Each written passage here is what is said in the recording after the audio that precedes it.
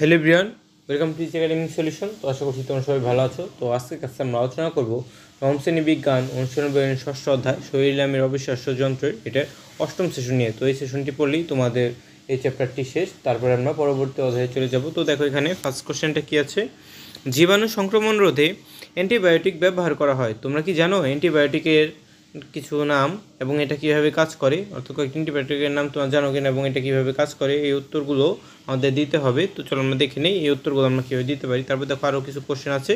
তো তোমরা এক কাজ করো, আমি সবগুলো অ্যান্সার একসাথে দেওয়ার চেষ্টা করব। তোমরা কী করো, তোমাদের বইটা বের করো, আমি প্রত্যেকটা কোশ্চেন অ্যান্সার একসাথে দিয়ে দেবো। তো চলো আমরা দেখে নিই এই কোশ্চেনগুলো অ্যান্সার আমরা কীভাবে করতে পারি। তো দেখো আমাদের ফার্স্ট কোশ্চেনটা ছিল যে জীবাণু সংক্রমণের বিরুদ্ধে কিছু অ্যান্টিবায়োটিকের নাম। তো প্রথমে তুমি কী নাম বলতে পারবো? পেনিসিলিন। এটা ব্যাকটেরিয়ার কোষের দেওয়ালকে কী করে, ভেঙে ফেলে। এরপরে কী আছে? সেফালোস্পোরিন, এটা বিস্তৃত ব্যাকটেরিয়ার বিরুদ্ধে কী করে, অনেক কার্যকর। এরপরে কী আছে? টেট্রাসাইক্লিন, এটা কী করে, ব্যাকটেরিয়ার বৃদ্ধি রোধ করে। এরপরে আছে হচ্ছে ম্যাক্রোলাইটস, এটা কী করে, ব্যাকটেরিয়ার বৃদ্ধি বন্ধ করে। এরপরে আছে অ্যামিনো গ্লাইকোসাইডস, এটা ব্যাকটেরিয়াকে কী করে, হত্যা করে। এরপরে কী আছে তোমার কুইনোলন্স, এটা ব্যাকটেরিয়ার ডিএনএ কী করে, ক্ষতি করে থাকে। এরপরে যে পরবর্তী কোশ্চেনটাকে দেখো কী আছে, যে মানুষের শরীরে রোগ প্রতিরোধ ব্যবস্থা কীভাবে কাজ করে। তো এই কোশ্চেনটার অ্যান্সার কীভাবে দিতে হবে দেখো, মানব শরীরের রোগ প্রতিরোধ ব্যবস্থা। তো মানব রোগ প্রতিরোধ ব্যবস্থা আমাদের দেহকে কী করে, বিভিন্ন রোগ জীবাণু থেকে রক্ষা করে এবং এটি কোষ, টিস্যু এবং অঙ্গের একটি জটিল জাল যা ক্ষতিকর জীবাণু কী করে, শনাক্ত করে এবং ধ্বংস করে এবং স্মৃতি তৈরি করে। তো দুটি প্রধান শাখা কী দেখো আমাদের এই প্রতিরক্ষা ব্যবস্থায়, জন্মগত, এটা জন্মের সাথে সাথে আমরা একটা প্রতিরক্ষা ব্যবস্থা পেয়ে থাকি। একটা হচ্ছে অর্জিত, এটা আমরা কী করি, সংক্রমণ বা টিকা দ্বারা বিকশিত হলে এটা আমরা পেয়ে থাকি। এরপরে দেখো কী আছে, অ্যান্টিবায়োটিকের দায়িত্বহীন ব্যবহারের ফলে কী সমস্যা দেখা দিচ্ছে। অর্থাৎ আমরা যে অ্যান্টিবায়োটিক ব্যবহার করি সেটা যদি আমরা অনিয়মিতভাবে ডাক্তারের পরামর্শ ছাড়া ব্যবহার করি তখন আমাদের কী কী সমস্যা হবে।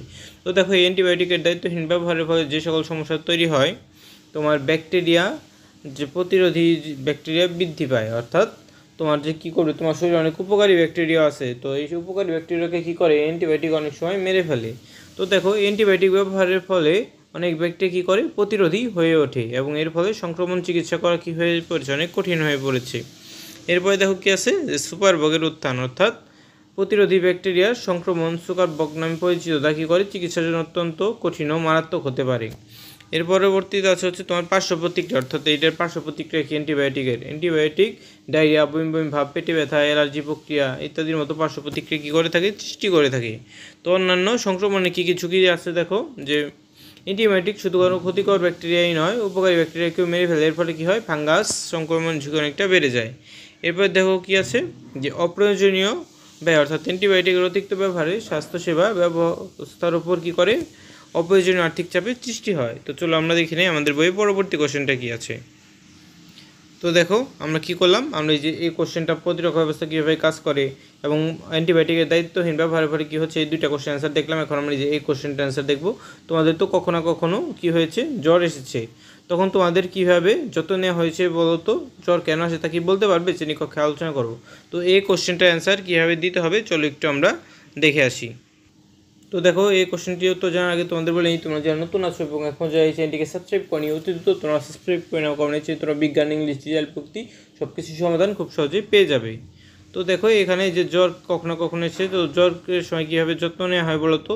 তো এই জ্বরের যত্নটা দেখো কীভাবে বলবে তুমি, জ্বর হলো সংক্রমণের বিরুদ্ধে লড়াইয়ের শরীরের প্রতিক্রিয়া, অর্থাৎ 103 ডিগ্রি বা 39.4 ডিগ্রি সেলসিয়াসের বেশি জ্বর বা 48 ঘন্টার বেশি স্থায়ী হলে কী হতে হবে, আমাদের ডাক্তারের শরণাপন্ন হতে হবে। এরপর ওষুধ, তরল বিশ্রাম নিয়ে চিকিৎসকের ব্যবস্থা করতে হবে। এবং জ্বর হলো একটি লক্ষণ, এটা কোনো রোগ নয়। অর্থাৎ বলা হয়েছিল কি, জ্বর কি কোনো রোগ নাকি লক্ষণ, অর্থাৎ জ্বর হচ্ছে একটা লক্ষণ, এটা কোনো রোগ নয়। মূল কারণের জন্য আমাদের কী করতে হবে, ডাক্তারের পরামর্শ নিতে হবে। তো চলো আমরা দেখি যে আমাদের পরবর্তী কোশ্চেনটা কী আছে। তো দেখো এখানে কী ছিল, যে জ্বর কি একটি রোগ নাকি লক্ষণ। তো দেখলাম তো জ্বর কোনো রোগ নয়, এটা হচ্ছে একটা লক্ষণ। এবং শরীরের প্রতিরক্ষা ব্যবস্থাকে তোমরা কী কী জানো, এই কোশ্চেনটার তোমার একটু উত্তর দিতে হবে। তো চলো আমরা দেখে নিই এই কোশ্চেনটার উত্তর আমরা কীভাবে দিতে পারি। তো দেখো তার আগে জ্বর কেন আসে তা কি বলতে পারবে, এই কোশ্চেনটার উত্তর কীভাবে দেবো আমরা। জ্বর আসার অনেক কারণ রয়েছে, কিছু সাধারণ কারণের মধ্যে রয়েছে কি, সংক্রমণ, অর্থাৎ ব্যাকটেরিয়া, ভাইরাস, ছত্রাক বা পরজীবীর কারণেও কী হতে পারে, আমাদের জ্বর আসতে পারে। তারপর শরীরের প্রতিরোধ ব্যবস্থা সংক্রমণের বিরুদ্ধে লড়াই করে, যার ফলে কী হয়, তাপমাত্রা বৃদ্ধি পায়। অন্যান্য কারণের ভিতরে কী রয়েছে দেখো, যে রিউমাটয়েড আর্থ্রাইটিস এবং লুপাসের মতো কী হয় প্রদাহজনিত রোগ। এরপর ক্যান্সার, ওষুধের পার্শ্ব প্রতিক্রিয়া, রক্তক্ষরণ, অতিরিক্ত পরিশ্রম, ডিহাইড্রেশন এসবের কারণে কী হয়, অনেক সময় আমাদের জ্বর হয়।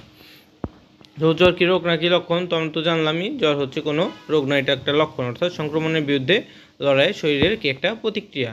তো দেখো এর পরবর্তী কোশ্চেনটা কী আছে, যে আমাদের শরীরের যে রোগ প্রতিরোধ ব্যবস্থা সম্পর্কে তোমরা কী কী জানো। তো এই কোশ্চেনটার অ্যান্সার কীভাবে দেবো দেখো। তো মানব রোগ প্রতিরোধ ব্যবস্থা আমাদের দেহকে কী করে, বিভিন্ন রোগ জীবাণু থেকে রক্ষা করে থাকে। একটি কোষ, টিস্যু এবং অঙ্গের একটি জটিল জাল যা কী করে, ক্ষতিকর জীবাণু শনাক্ত করে এবং ধ্বংস করে এবং কী করে, স্মৃতি তৈরি করে, যাতে পরবর্তীতে সে রোগটা হলে শরীর কী করতে পারে, তার বিরুদ্ধে একটা প্রতিরক্ষা ব্যবস্থা গড়ে তুলতে পারে। তো চলো আমরা দেখে নিই পরবর্তী কোশ্চেনটা কী আছে। তো দেখো শরীরের কোনো তন্ত্র কোন ধরনের প্রতিরোধী ব্যবস্থা গড়ে তোলে তা নিয়ে কী করো, আলোচনা করো। তো নিজেদের রোগ প্রতিরোধ ব্যবস্থাকে কীভাবে কার্যকর করা যায় তা নিয়ে কী করো, একটু ভেবে লেখো।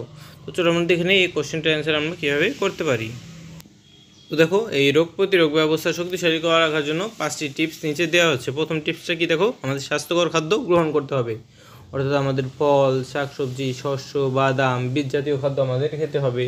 এরপরে প্রোটিন, স্বাস্থ্যকর চর্বি যোগ করতে হবে খাবারে, এবং প্রক্রিয়াজাত খাবার, চিনি, অস্বাস্থ্যকর চর্বি এগুলো কী করতে হবে, আমাদের এড়িয়ে চলতে হবে। এরপরে 2 নম্বরে কী আছে দেখো, পর্যাপ্ত ঘুম, অর্থাৎ প্রতিদিন রাতে 7 থেকে 8 ঘন্টা আমাদের ঘুমাতে হবে। তারপরে নিয়মিত ঘুমের সময়সূচি আমাদের কী করতে হবে, মেনে চলতে হবে, অর্থাৎ একদিন রাত 10টায় ঘুমালাম, একদিন 2টায় ঘুমালাম, এরকম করলে চলবে না, আমাদের প্রতিনিয়ত একই রকম সময় ঘুমানোর চেষ্টা করতে হবে। শুক্রবার আগে ইলেকট্রনিক ডিভাইস কী করতে হবে, আমাদের এড়িয়ে চলতে হবে, অর্থাৎ মোবাইল, টেলিভিশন এগুলো দেখা যাবে না।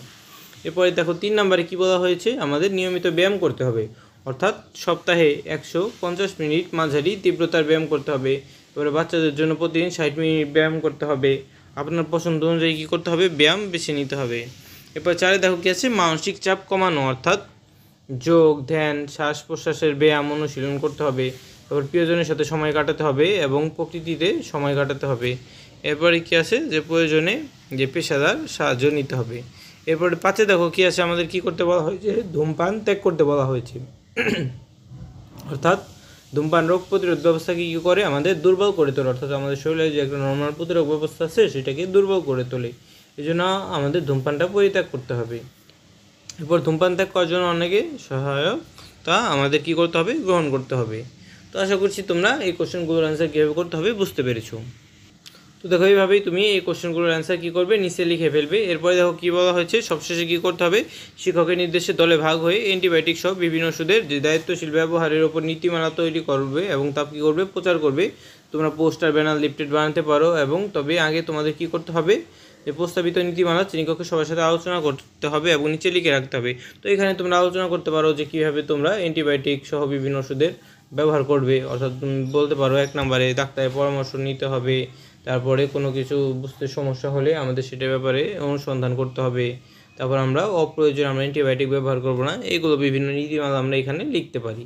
তো আশা করছি তোমরা বুঝতে পেরেছো। তো আজকে এই পর্যন্তই, পরবর্তী ক্লাসে আমরা কী করবো, 7ম অধ্যায় কৃষি ও পরিবেশ এটা নিয়ে আলোচনা করব। তো আজকে ভিডিওটি ভালো লেগে থাকলে অবশ্যই ভিডিওতে লাইক এবং চ্যানেলটিকে সাবস্ক্রাইব করতে ভুলবে না। তো সবাইকে ধন্যবাদ জানিয়ে আজকে এখানেই শেষ করছি।